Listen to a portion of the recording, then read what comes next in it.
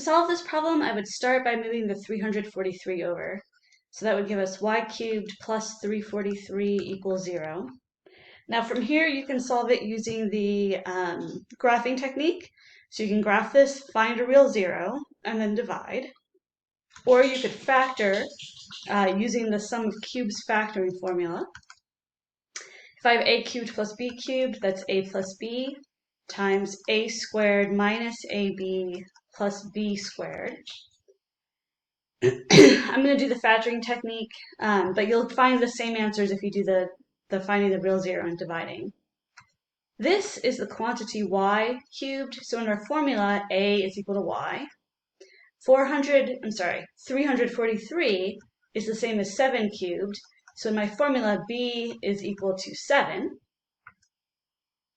If I put this together, y cubed plus 343 factors into y plus 7 times y squared minus 7y plus 49. And all of that is equal to 0.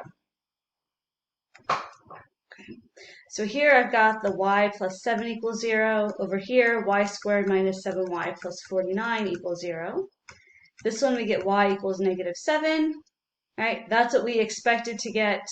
Or I guess maybe not expected, but that's the same thing that we would have gotten if we had graphed. Over here, we want to use the quadratic formula. So let's do it in green.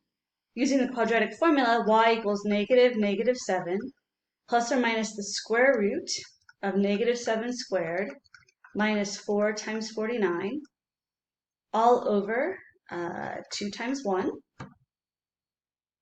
So this will give us y equals 7 plus or minus the square root of 49 minus, it looks like 196, all over 2.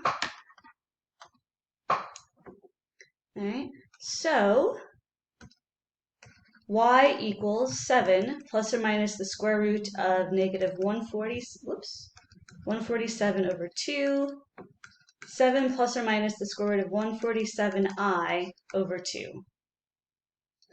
All right, and if I recall correctly, 147 is the same as 49 times 3.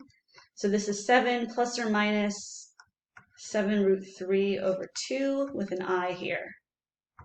So all of your zeros, we've got negative 7, then 7 halves plus 7 root 3 over 2i, and 7 halves minus 7 root 3 over 2i. All right, I hope that helps.